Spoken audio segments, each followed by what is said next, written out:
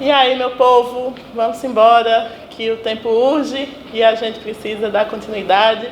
Espero que esteja todo mundo bem. E hoje a nossa aula vai ser bem contextualizada, relacionada justamente a essa grande temática que está perpassando as nossas vidas e que, obviamente, está refletida e que pode estar relacionada ao Enem na redação. Nas nossas últimas aulas, nós trabalhamos um pouco a diferença de argumentar e opinar. Então, só para retomar, lembre que a argumentação ela precisa ser fundamentada. Só colocar opinião sem base, sem fundamento, sem algo que comprove o que vocês dizem, não configura um bom texto dissertativo argumentativo para o Enem. Então, sabendo que argumentar é diferente de opinar, a gente precisa de algumas informações, de alguns crivos que comprovem o que a gente está afirmando. Que poderiam ser dados, pesquisas, autoridades, obras literárias, enfim. Isso aí vocês já sabem demais.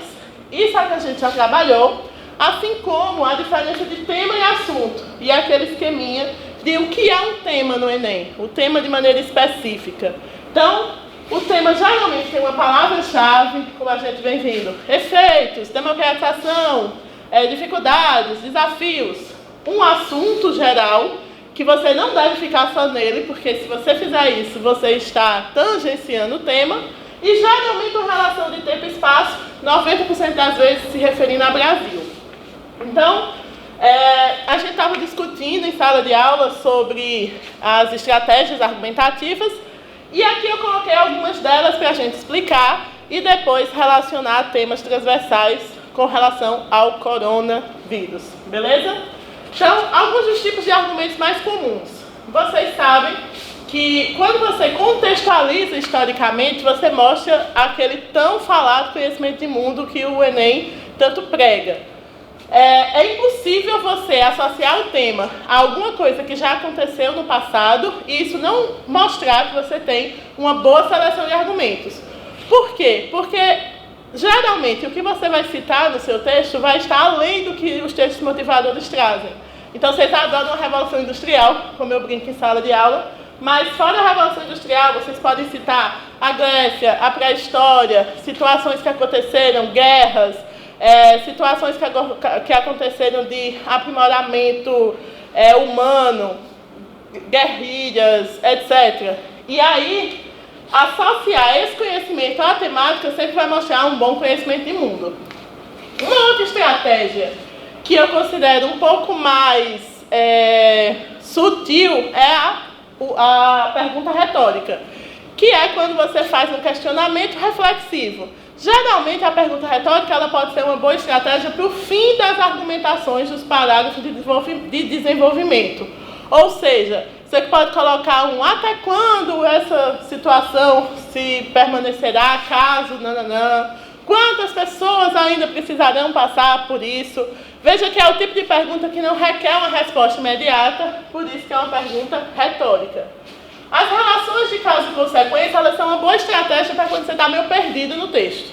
Então, imagina que você está lá meio desesperado, sem saber desenvolver o seu texto, e você organiza, de um lado, quais foram as causas que trouxeram aquela temática, e do outro, que implicações aquilo pode ter, positivas ou negativas.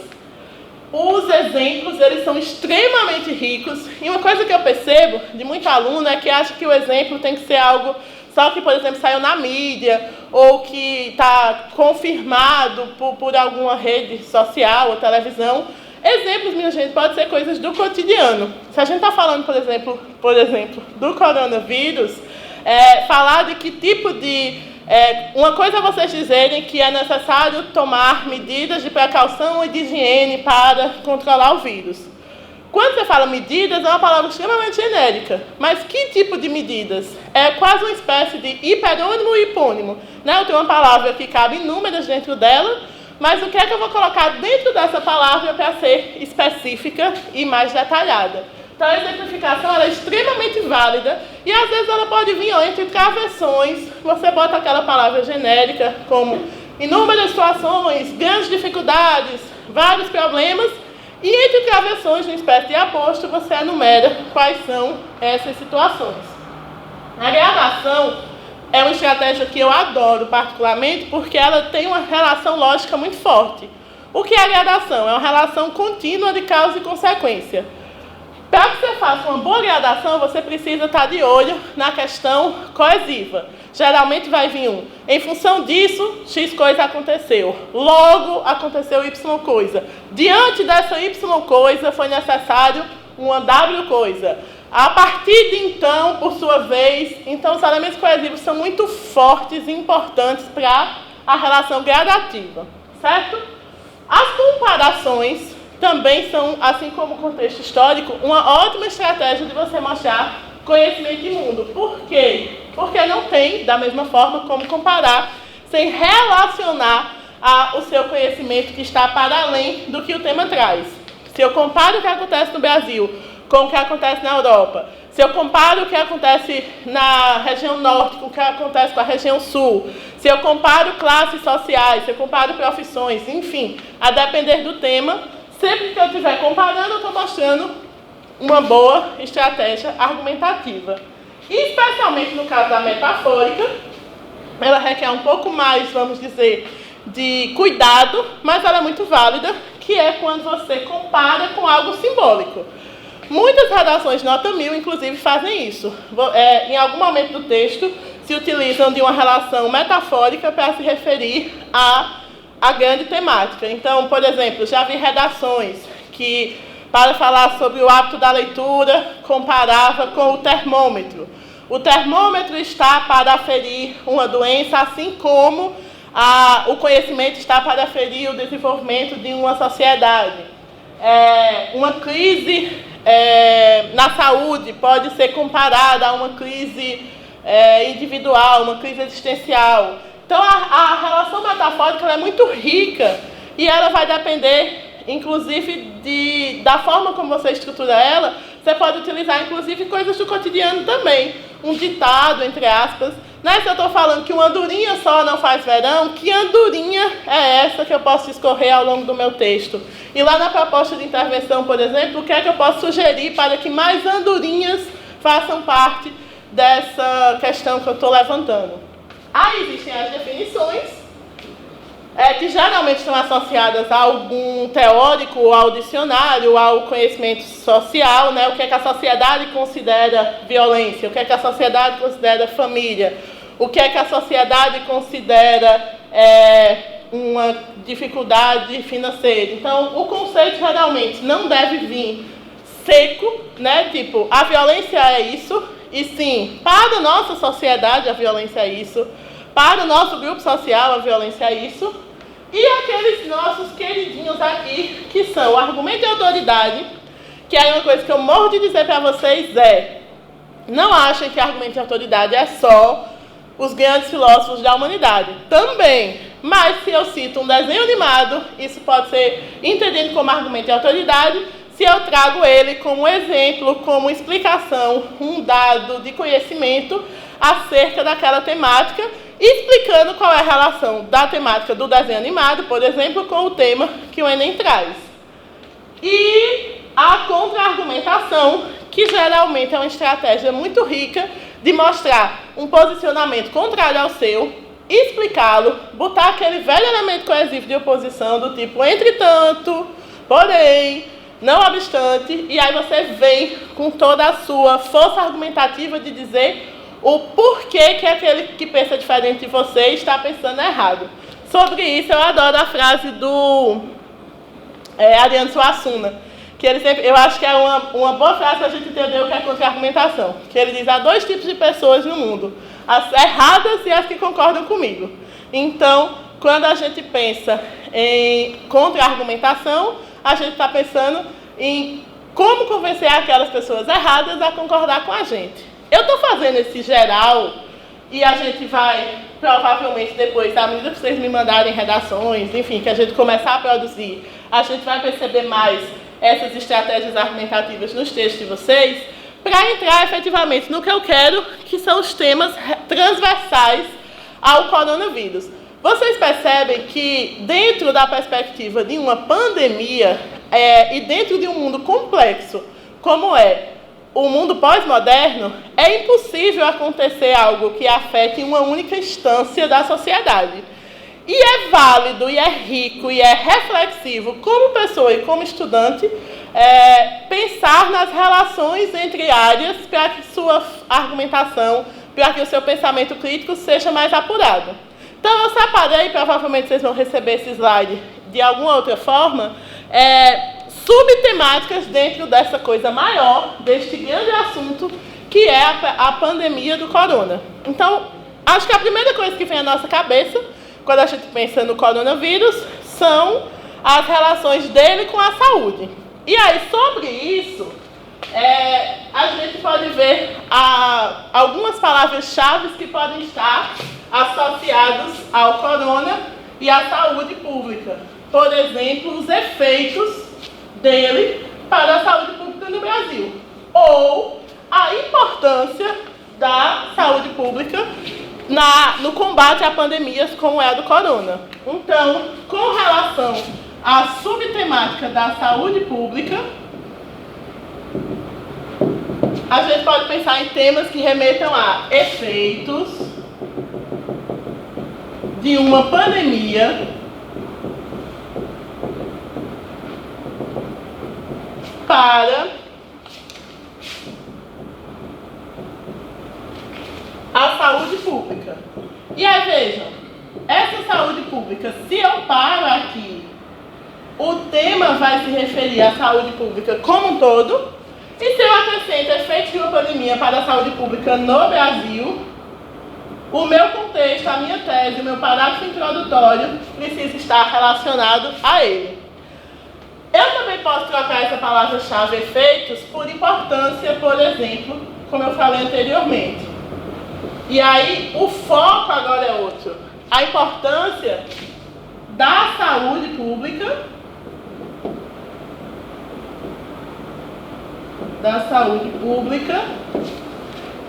no combate a pandemias. Combate a pandemias. E aí a gente estava falando agora sobre estratégias argumentativas, certo? E aí que tipo de conhecimento eu posso trazer para isso? Eu gosto muito de citar séries, vocês sabem o quanto que eu sou a louca das séries, as que eu assisto, as que vocês assistem e por aí vai. E geralmente quando a gente pensa em saúde pública, uma série que já apareceu muito nos textos que eu já dei uma olhada é Grey's Anatomy. Grey's Anatomy, ela traz uma realidade de saúde, eu não sei nem se necessariamente pública, porque eu não assisto, porque eu quero ter vida social, agora eu vou assistir, né, que eu vou ter tempo ou não. Mas Grey's Anatomy traz uma realidade muito americanizada, né? E até onde eu saiba, o mínimo que eu sei sobre a série, o hospital funciona, a equipe é boa, a infraestrutura é correta. E aí a gente tem uma série brasileira, uma série televisiva brasileira, que faz um contraponto interessante com o Grey's Anatomy, que é sobre pressão. Não sei se vocês conhecem, mas a série sobre pressão, ela mostra, e ela é baseada em um livro de um médico, né, um livro baseado em fatos reais, sobre a realidade do SUS nos hospitais públicos do Rio de Janeiro. Então, por exemplo, se eu estou falando de pandemia, e se eu faço um comparativo entre uma série americana meramente ficcional e uma série brasileira baseada na situação real do Brasil, eu tenho aí, no mínimo, uma comparação explícita sobre realidades distintas. Outro tipo de argumento que eu utilizei para esses temas foi o julgamento lá do Hipócrates, enquanto considerado pai da medicina ocidental. Eu não sei se vocês sabem, mas em relação aos efeitos, né, de uma pandemia, uma coisa que pode ser discutido é quando chega no limite de tantas mortes que você tem que escolher quem vai morrer ou não. Isso é uma coisa bem, como é que eu posso dizer, bem delicada, profunda, complexa, né? E isso já está acontecendo na Itália. Faz poucos dias que lá já se está discutindo, porque tem mais gente precisando do que quantidade de infraestrutura suficiente para atender. E aí, o Hipócrates, lá no julgamento, ele diz que o médico ele tem que atender a todos e salvar a vida indistintivamente. E aí percebe o quanto que isso pode ser, inclusive, um contra-argumento. Eu já ia olhar aqui, eu apaguei. Isso pode ser um contra-argumento sobre, de um lado, aquilo que prega a medicina no seu julgamento tradicional, e de outro, a realidade contextualizada dentro de uma pandemia. Então, esses são alguns exemplos em relação a esse tema macro da saúde pública relacionado ao corona. Agora, um outro aspecto que eu posso vincular a esta pandemia é a importância da ciência. E aí vejam que agora eu já tenho outro tema, outra perspectiva, outra pegada, outra argumentação. Então veja, muito tem se discutido sobre o fato de que a ciência estava quase que fora de moda, né? A gente estava vendo vários movimentos reacionários, inclusive o movimento dos anti-vacina e por aí vai. E aí, de repente, vem à tona tudo de volta da importância do fazer científico. Então, a importância do fazer científico para o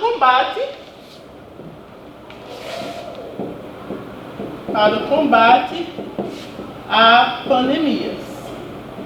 Vou botar aqui no plural, que aí fica mais amplo.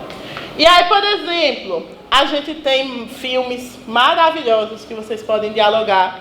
Eu coloquei 2 aqui, que foi o Ódio de Lorenzo, que é um filme mais antigo, mas que aborda essa questão de os limites da ciência e de pais, no caso do filme, que não se convencem e estudam profundamente até descobrir efetivamente algo que melhora a vida do seu filho, e um muito mais novo, muito mais atual e lindo também, que é O Menino que Descobriu o Vento, que é baseado na história. Os 2 são baseados em histórias reais, que trazem a ideia de pessoas, vamos dizer assim, inconformadas com sua situação atual e que elas buscam o auxílio da ciência e que fazem ciência para melhorar suas próprias relações. Fora isso, a gente tem exemplos bem atuais, como a história das 2 brasileiras cientistas que, em tempo rápido, hábil, recorde, conseguiram desenvolver o mapa do genoma do vírus, do coronavírus.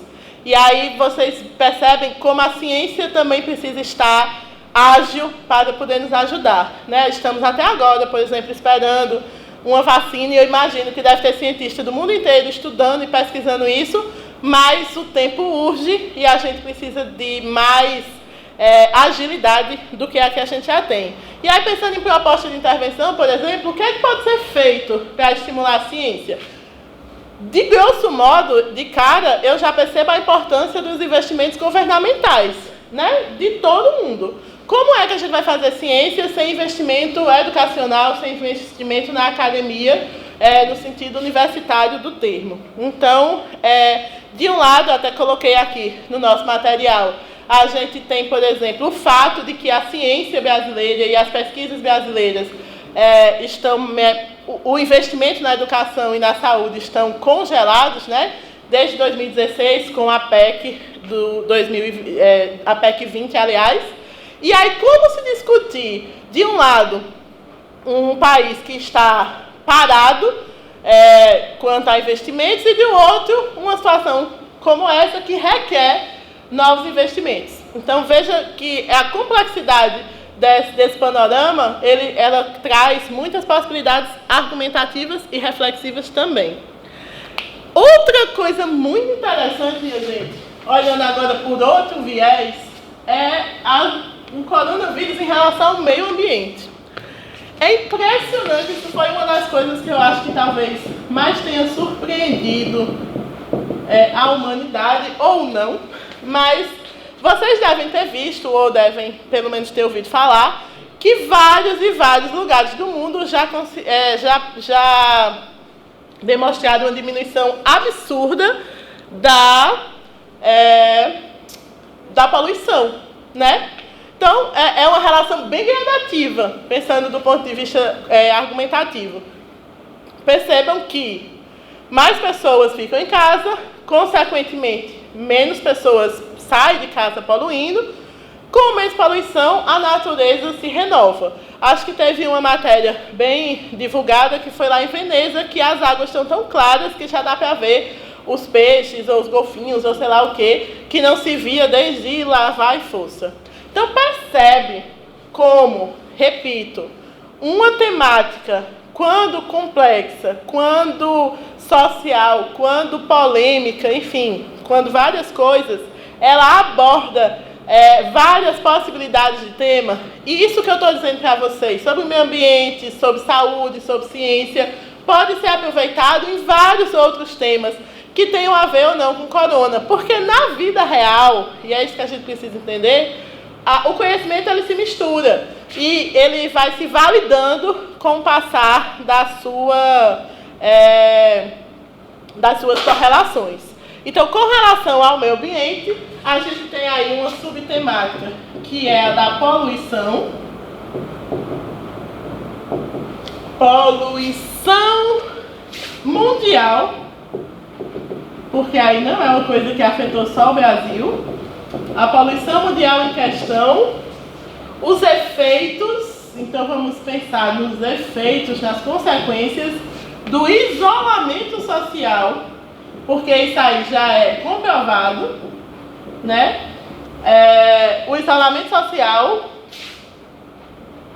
causado pelo corona. Então veja que num tema como esse a gente já tem quase que indicado uma relação gradativa. Primeiro eu precisei isolar as pessoas por conta de um vírus, depois o efeito desse isolamento foi a diminuição da poluição, depois a diminuição da poluição traz uma melhor qualidade de vida para a natureza como um todo. Então, no mínimo, a gente tem muita coisa a refletir aí sobre o nosso papel social humanitário. E outro tema também nessa perspectiva, e vamos dizer um contraponto a esse, é a influência da ação humana. A influência da ação humana na natureza.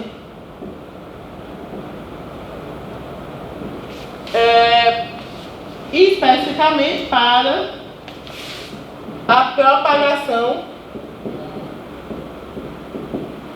de doenças. Eu não quero falar besteira, porque não é minha área do conhecimento mais detido, mas eu li algumas coisas relacionadas a essa questão do corona, que fala que tudo surgiu lá em relação a ambientes muito poluídos e muito prejudiciais à natureza, com a história lá dos morcegos e não sei o quê. Não vou me deter a isso, como eu disse, não é minha área, não quero falar besteira. Mas uma coisa é certa, a ação humana sai ecoando e reverberando em inúmeras outras questões relacionadas ao meio ambiente, que muitas vezes volta para o próprio ser humano como algo negativo. Acho que a gente não precisa ir muito distante, não. Vamos pensar nas enchentes, né? O homem joga o lixo do lado de fora, e aí tem uma propaganda maravilhosa de uma ONG que fala, do ponto de vista da terra, não existe lado de fora. Né? Você jogou o lixo fora do carro, você jogou o lixo pela janela, mas está na terra. Você não tem como jogar fora dela. Então o efeito dela, em algum momento, vai te tocar de novo. E aí, quando vem as chuvas, quando vem as enchentes, quando vem aquilo que não está sendo esperado como resposta da natureza, isso recai sobre todos nós. Então, aqui nos argumentos, pensando em argumento de autoridade, eu pensei no Malthus, que vocês estudam em geografia, em matemática, PA, PG, né? Uma teoria já um pouco arcaica e, ao mesmo tempo, bem propícia ao mundo atual, que é pensar que a humanidade vem crescendo num ritmo muito mais acelerado, né, do que a natureza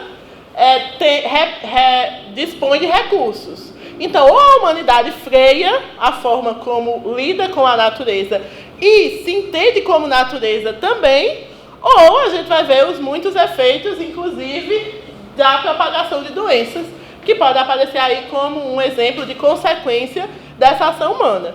Então, a teoria de Malthus, ela pode ajudar a gente a explicar um pouco dessa relação. Eu botei também uma matéria bem atual, para vocês terem ideia, para tudo.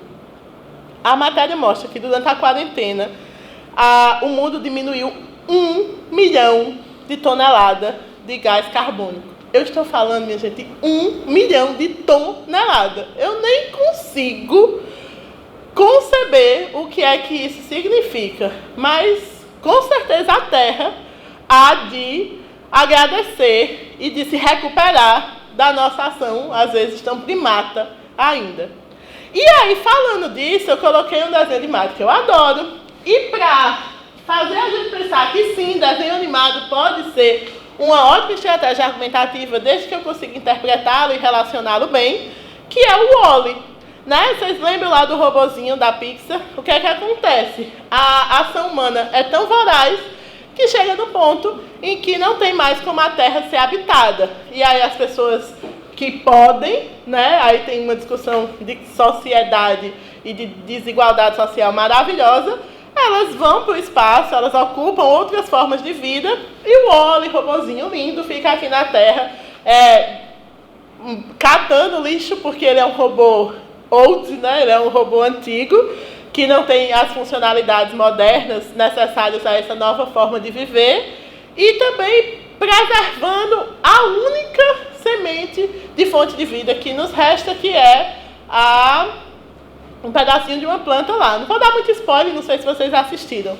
Mas o fato é que o Wall-E, embora seja uma ficção, ele traz uma discussão muito rica sobre as consequências das consequências, do limite das consequências do que pode acontecer na Terra sob a influência humana. Então, ela é uma ótima estratégia argumentativa para vocês dialogarem com esse tipo de tema. Outra coisa que o corona nos faz pensar... Menina, esse corona veio para fazer a gente pensar em tanta coisa, né, meu povo? E esse é um dos meus assuntos preferidos, que é saúde mental.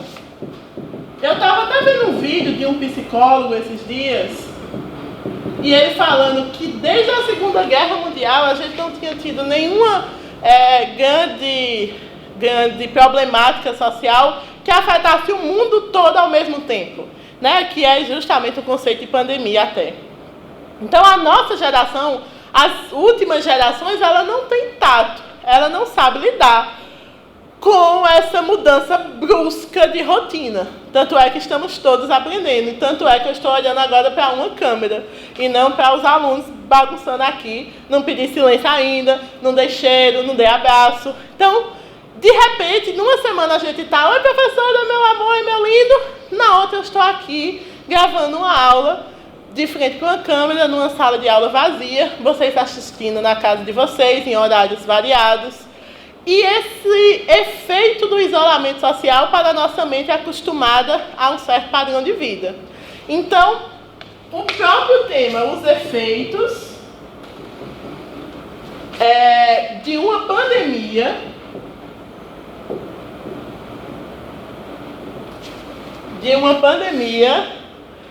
para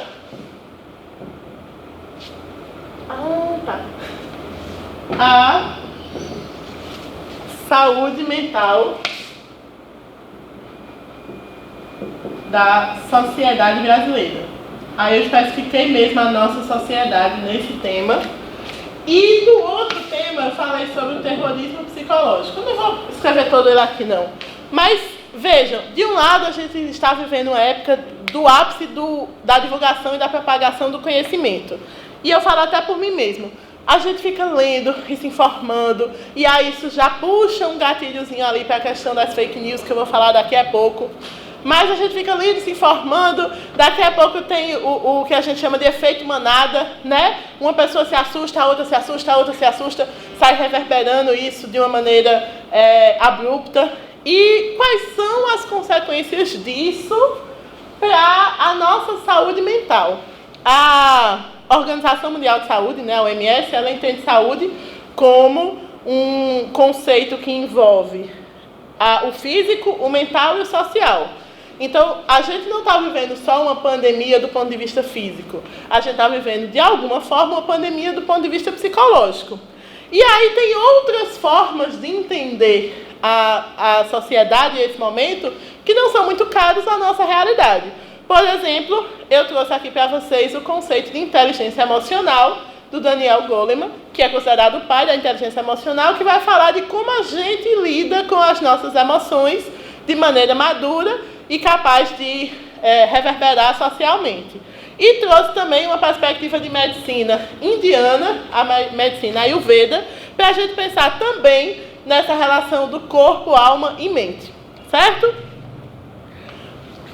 Por fim, um outro tema transversal que a gente pode linkar a esta pandemia, como eu falei, é a relação dele com o que a gente tem de mídia atual.